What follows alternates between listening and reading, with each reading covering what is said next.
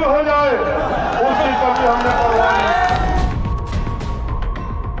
कानपुर के लोगों, आपने हमको अगर यहाँ रोक लिया, विधायक बना के भेज दिया, तो हम ऐसा माहौल पैदा करेंगे कि अगर मैं इलाहाबाद में भी रहूं तो आपको लगेगा देख मेरे चौखट पे खड़ा है मेरे दरवाजे। संगम नगरी प्रयागराज का नाम तब इलाहाबाद हुआ करता था। संगम के तट का पानी शीशे की तरह तब साफ होता था। इलाहाबाद यूनिवर्सिटी का नाम और उसके छात्र नेताओं की हुंकार पूरे यूपी में गूंजती थी।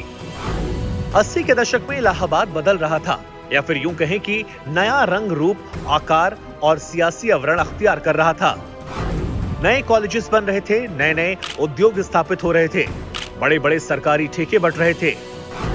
इलाहाबाद के छात्र नेता और शहर के दबंग लोगों में दौलतमंद बनने की चाहत बुलंद हो रही थी। इसी दौर में चकिया मोहल्ले में रहने वाले एक तांगे वाले का सुर्खियों में नाम आने लगा। फिरोज तांगे वाले का बेटा अतीक अहमद, प्रयागराज का बाहुबली अतीक अहमद। याद रखना, हम सीने पे गोली खाएंगे।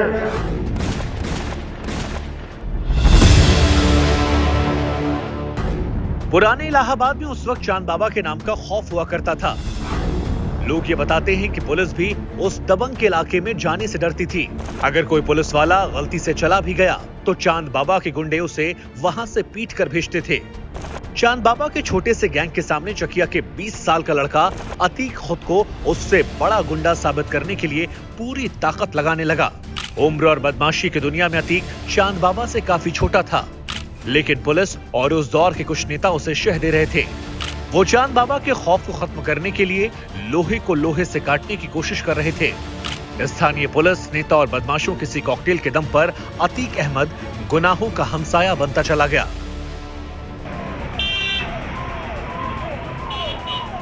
बाहुबली और 80 से ज्यादा मुकदमों में आरोपी अतीक अहमद के दर्जनों किस्से हैं।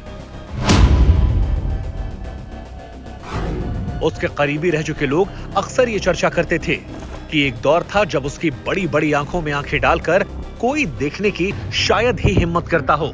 5 फीट 6 इंच कद वाले बाहुबली अतीक से जुड़ा सबसे बड़ा किस्सा पुलिस और राजनीति में हमेशा चर्चा में रहता है। ये कहते हैं कि गुनाहों की दुनिया में जाने के कुछ ही दिनों बाद उसने राजनीतिक गठजोड़ इतना ज्यादा मजबूत कर लिया था कि एक बार जब उसे पुलिस उठा ले गई तो उसने वो कर दिया जिसकी उम्मीद किसी को भी नहीं थी। बात 1986 की है। उस समय उत्तर प्रदेश में वीर बहादुर सिंह की सरकार थी और प्रधानमंत्री थे राजीव गांधी।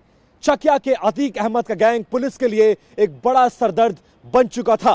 पुलिस अतीक अहमद और उसके लड़कों को गली गली ढूंढ रही थी।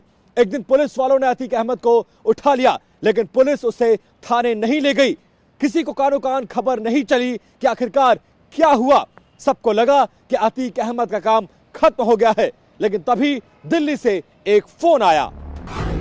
अतीक से जुड़े लोग उस घटना के बारे में बताते हैं कि प्रयागराज में रहने वाले कांग्रेस सांसद को पूरी खबर दी गई।